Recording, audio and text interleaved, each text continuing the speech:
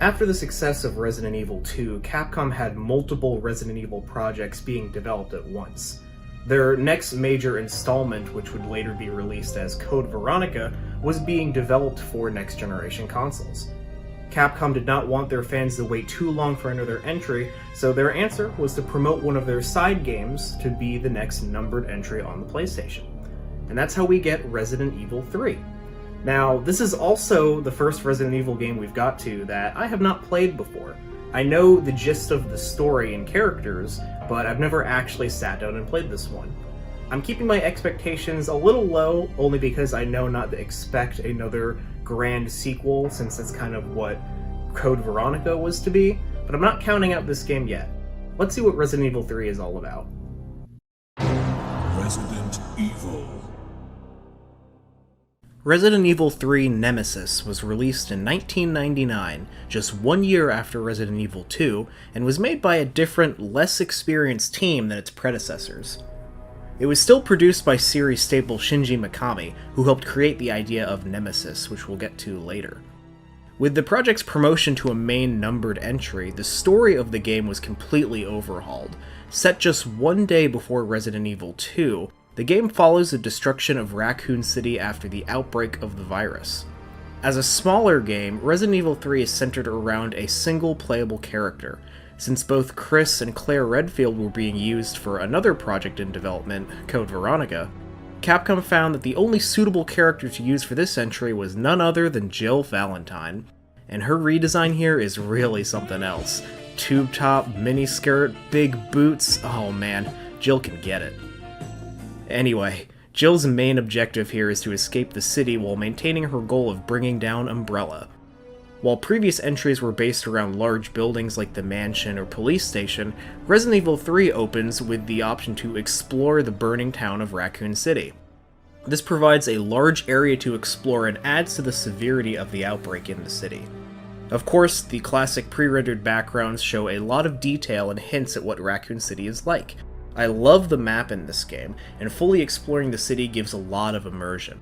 There are parts where you can hear screams and see civilians running from zombies, but any attempt to save them is always futile. It adds more danger and anguish in the city. Like always, there are various notes and pictures you find detailing Umbrella's experiments as well as the final moments of many Raccoon City residents. A lot of these are very depressing and often make you feel as hopeless as its authors. As designed as an action-oriented game first, there are some improvements to the gameplay system. Most notably, you can do a quick 180-degree turn, and also dodge enemy attacks with a good timing button press. Certain objects in the maps are targetable, like explosive barrels, and the game gives you a specific lock-on button for these items, which is very helpful. The game also supports up to 9 enemies that can appear on screen. The zombies are a bit faster at times and can even follow you up or down stairs. Enemy variety is about what you'd expect, typically zombies, dogs, crows, and brace yourself, those giant spiders. I hate spiders, and they only appear in one small section of the clock tower, and it's like, why spiders? Why? Compared to previous titles, there are definitely less puzzles and more combat hurdles for progression. Despite this, the game still runs on the same engine as the other games, and features the classic fixed camera angles and basic controls. I feel that the fixed camera angles are really here due to the console limitations and not really used artistically like in the first game. At best, the game gives you these enhanced movement options that add to the classic formula, yet tank controls really don't complement a more action-oriented experience that Resident Evil 3 aims to deliver. And of course, the herb system is back too, because if it ain't broke, don't fix it. I'm hurt, but like really hurt. So I gotta take my herbs, and if I just combine them together, I'll heal way more health. I feel so much better. Another huge change in this game is the gunpowder system. Starting the game gives you a reloading tool and a book that explains how to craft ammo. Oftentimes you will find gunpowder in place of ammo. This is very nice because you can essentially craft the ammo type that you need instead of having to just deal with what you find. Typically, you can just craft either handgun or shotgun ammo, but if you mix different gunpowders together, you can create different types of grenade launcher rounds and also magnum bullets. The plot of this game is pretty basic to follow. Escape the burning city. Early on in your journey, you encounter a familiar face, Brad Vickers. He's also on STAR's Alpha team, and he gives Jill these really vague warnings about someone that's after them. He leaves you behind, and he ends up catching up to you as you arrive at the police station. Then we are greeted with this introduction.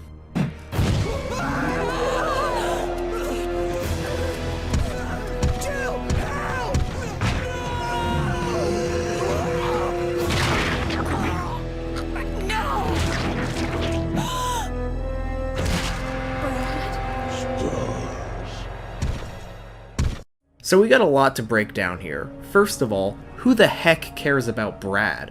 So far we know that he straight up abandoned us in the first game, only to briefly come back for us when it was just convenient at the end of the first game, and then just 3 minutes ago he was super rude to us. Jill acts like so shocked and upset that he's dead, but honestly, I hate Brad. Good riddance, Brad, and your stupid yellow vest. This is really a side note, but in Resident Evil 2, if you arrive to the police station unscathed, you can actually find Brad's zombified self roaming around outside. I'm not sure how intentional this is, since we don't really see his death until the third game, but it's a really cool connection.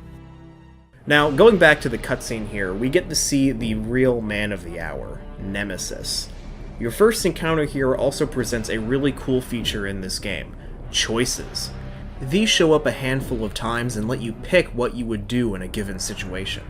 They affect your game in various ways, from fighting Nemesis now or running to fight him later. Your choices also affect obtaining certain items.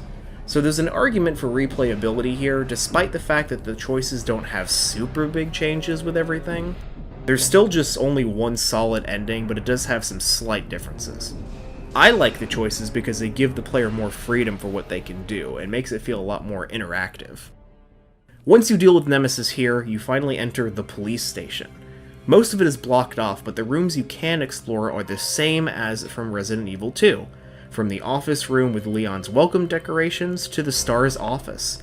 And hey look, it's the same STAR's photo here. On Jill's desk you find the lockpick. Jill, here's a lockpick. It might be handy if you, the master of unlocking, take it with you. As you go to leave, a comms display lights up, and you get some interesting story. No! Come anyone! Our platoon is cut off! No survivors found! This is Carlos! Send in support immediately! Once you head downstairs, you hear some glass breaking, and uh-oh, Nemesis is back. Throughout the game here, from this point onward, Nemesis will ambush you at seemingly random times. You can choose to run, but he will follow you through rooms.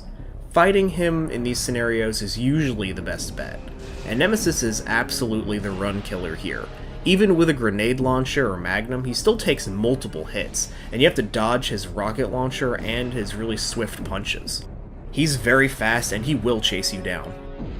It's very easy to also get caught in kind of a loop of him picking you up and throwing you down.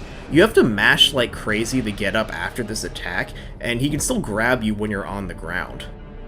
As expected, I died the most throughout this game to Nemesis.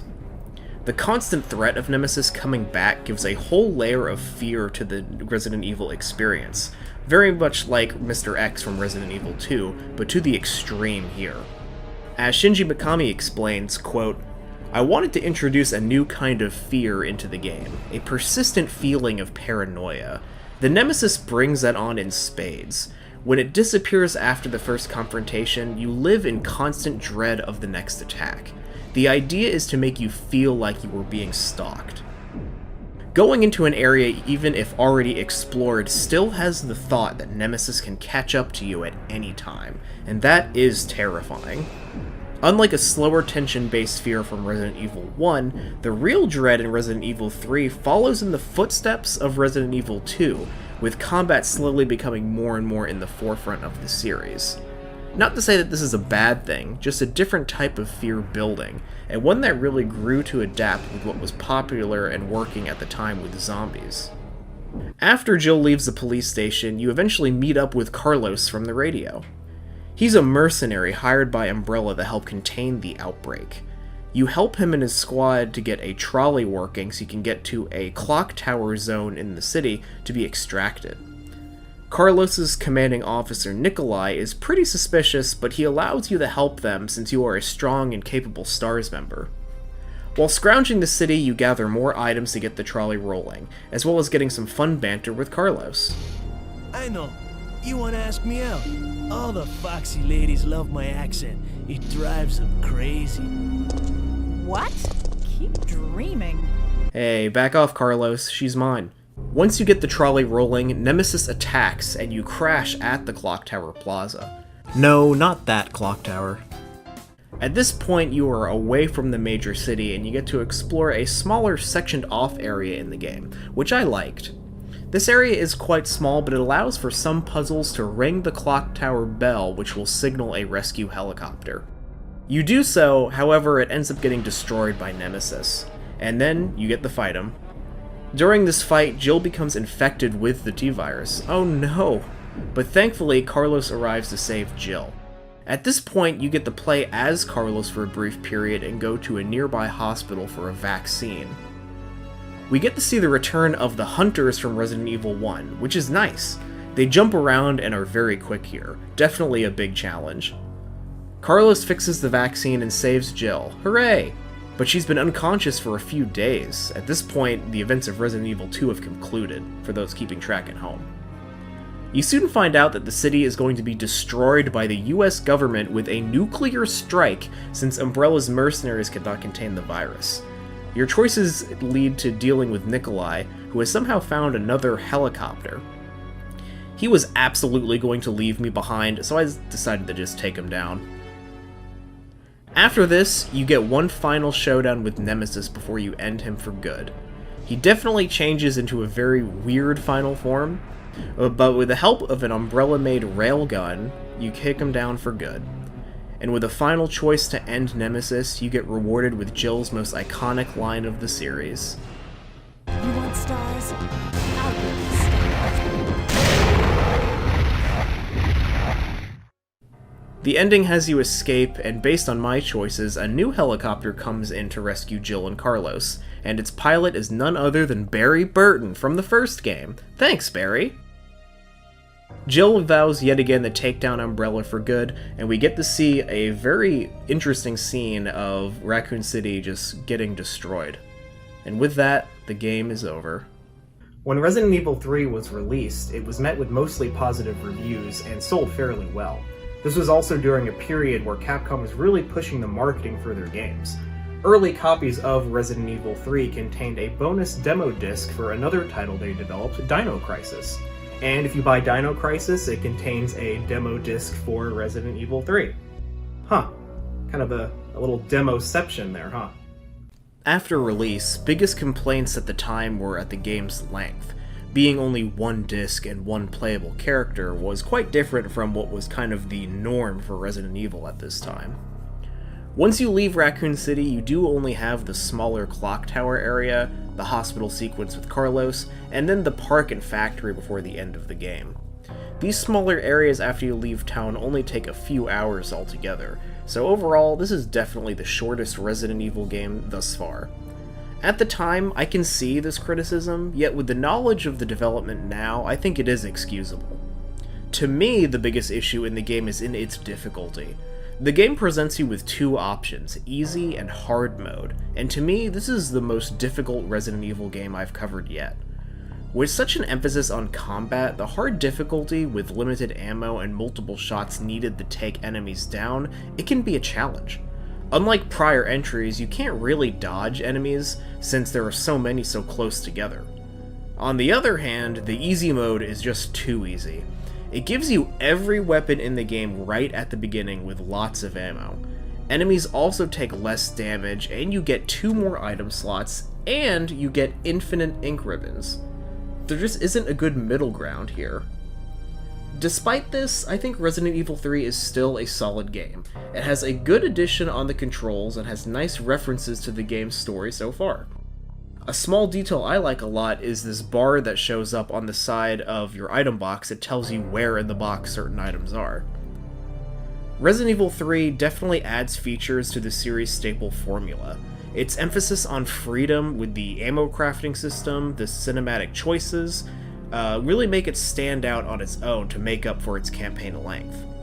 And if you're familiar with the famous Mercenaries mode, this is the game that introduced it. It's named after the Umbrella Mercenaries, and you get to play as them in this mode. I'm personally not a huge fan of Mercenaries, but this sort of mechanic makes a frequent appearance in later entries, so they're pretty popular. If you ever want to play Resident Evil 3, it also was ported to the Sega Dreamcast and the Nintendo GameCube, as well as being available digitally now on PlayStation systems. Resident Evil 3 did receive a remake in 2020 that changed quite a bit, but we'll examine that at a later date. Resident Evil 3 to me remains the lesser explored title on the PlayStation, but if you love the first two, you'll also enjoy this one. It takes the formula and twists it into an action-packed experience that sets it apart from its other entries. And it also has Jill Valentine in it, so you can't go wrong there. And that is Resident Evil 3, which wraps up the Resident Evil trilogy on the original PlayStation. Overall, I think that this game is good, maybe not as good as the first two entries, but it does have a lot of unique features that really make it stand out on its own today. And if you've made it this far, thank you so much for watching. I recommend you take a look at my prior videos on Resident Evils 1 and 2, and stay tuned for the future as we continue to delve further into the series. Until then, take care.